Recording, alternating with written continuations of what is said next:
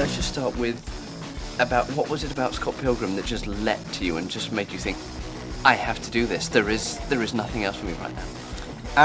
Well, I read the first book 6 years ago, and I just really liked the central metaphor. I thought it was great of like somebody having to fight for love, and literally. And I just thought it was really imaginative, and I thought it'd be a really interesting comic book adaptation to do because it wasn't generic. It wasn't like superheroes. It was essentially about like a normal kind of like kid having kind of his various ups and downs with his love life, who just happens to, express himself through massive kung fu battles.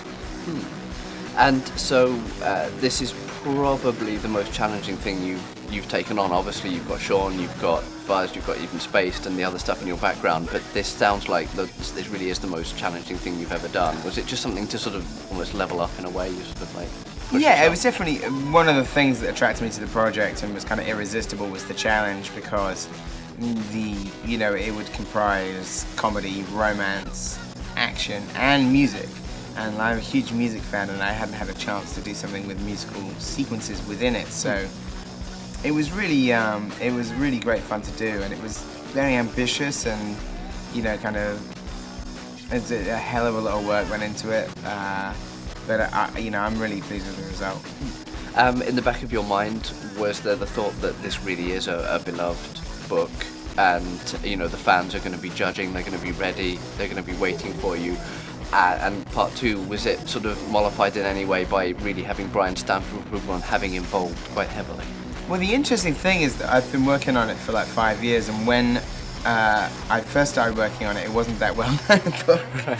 So it actually sort of like through the sort of the snowballing popularity of the books, and also actually the film coming out, there's now like sort of millions more fans than there was when I first started working on it.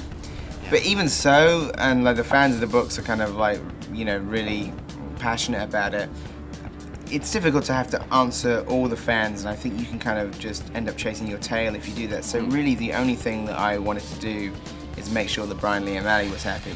So we had him involved throughout the entire process, and he read every draft of the script. He in some cases even did little kind of polishes on what we'd written, and it was actually an interesting organic process because he was still writing the books as we were writing the script, and so there was an exchange in a way of information, and in some cases like there are things in the books that he kind of like he was inspired by what we'd written, or so it kind of went both ways, and we eventually arrived at the same ending from slightly different directions. Right. So that was great, but the main thing was like was as well as obviously adapting the books, it was also the stuff that wasn't from the books is keeping it in the same spirit, Right. So you almost have to mimic that sort of style and sort of do it, but at the same time have it work for the sort of cinematic version as well. You can't just be comic book dialogue thrust up on screen. No, it has to work as a movie, and certainly the studios sort of encourage you to, their primary kind of like sort of concern is like, it has to work as a movie for people who haven't read the books, so you don't have to have read the books to enjoy the film. Yeah.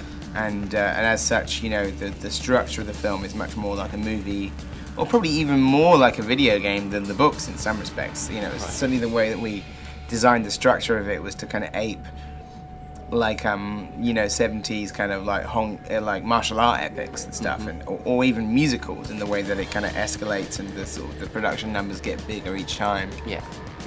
So, if you had to pick one of the fights, can you pick a favourite? Is that even possible? Is there one that makes you think, I'm so glad we got that and we pulled that off? All of the fight sequences I'm very fond of. They all have an enormous amount of work put into them and stuff. I think probably at the moment, because the editing of the film took a year, it's usually whatever the most recently finished one is the one that you sort of look forward to watching because it's only just been done. So I'd probably pick the battle with the twins because it's like the paint is only dry for like a couple of weeks. So to me, I enjoy watching all of the fights within the film, but that one I don't know, was only just recently finished, so that kind of I couldn't pick. Right. And you've obviously just come back from taking the film to Comic-Con, where let's just say it was a rather smashing success. Were you sort of a little bit buoyed up by the reaction that you saw? You know, that you were there at the screenings, you introduced the screenings, and people went absolutely crazy for them. Oh, it was great. And it was kind of a relief, actually, of just the day after we screened it for the first time. It was a nice kind of sense of relief of like, well, it's out there now. There's been this kind of like, the cat is out of the bag, and there was something nice about that. And, you know, we went back and watched it like the following nights as well. So what was kind of really sweet was that the cast went back 3 nights in a row to watch it with the fans. Right. So Michael Cera watched it, you know, 3 times and it was great. The crowd response was amazing. So very final question, if there's one thing you could say to make people buy the DVD, what would it be? And I've when I talked to Alan, she did actually threaten violence to people, so if you need to go that route, just... I would say buy the DVD solely because I would like to make love to your eyeballs.